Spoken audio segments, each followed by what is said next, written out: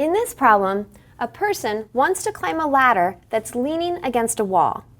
There's no friction between the wall and the ladder, and the angle that the ladder makes with the horizontal ground is 60 degrees.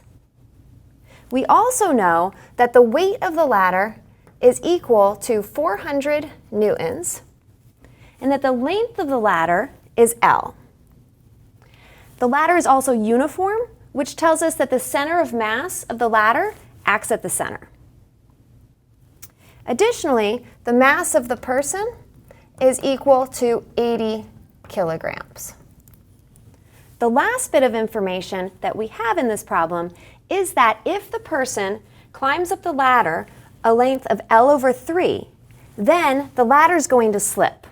So again, if the person gets to a length along the ladder equal to L/3, then the ladder is going to slip.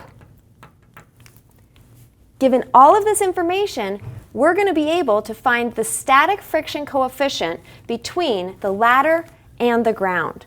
And ultimately, finding this coefficient of static friction is our goal of the problem.